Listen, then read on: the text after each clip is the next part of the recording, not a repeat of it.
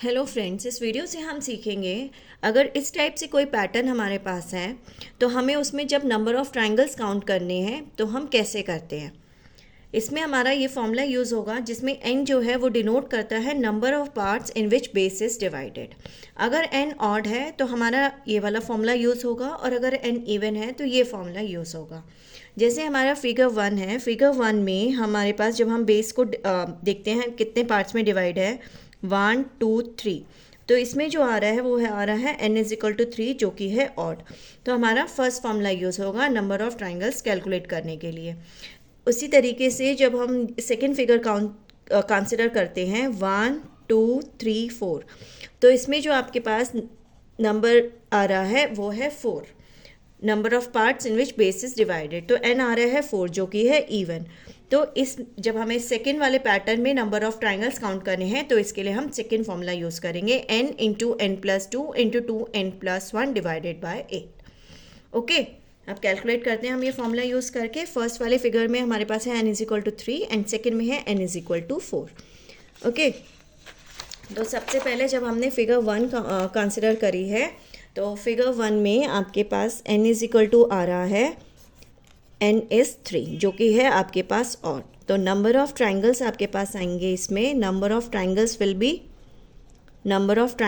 B n into n plus 2 into 2n plus 1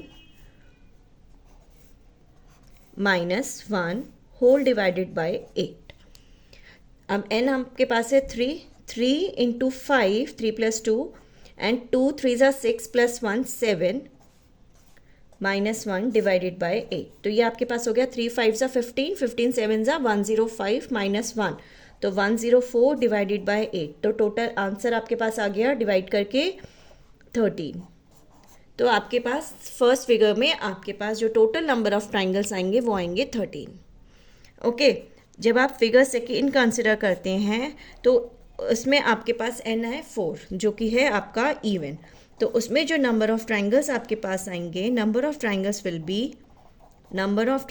B n into n plus 2 into 2n plus 1 whole divided by 8।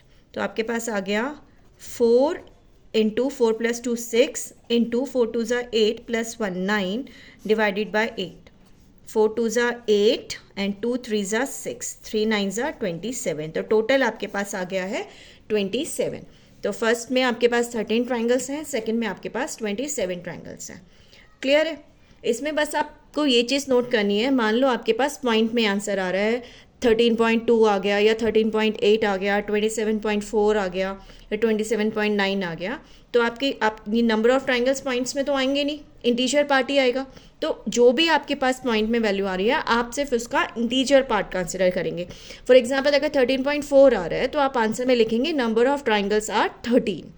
ठीक है, और आपको दूसरी बात note करनी है कि आप इसमें राउंड ऑफ नहीं करें। मान लो आपके पास 13.8 आ रहा है तो भी आप इंटीजर पार्ट उसका 13 ही कंसिडर करेंगे, 13.8 को राउंड ऑफ करके 14 नहीं बोलोगे।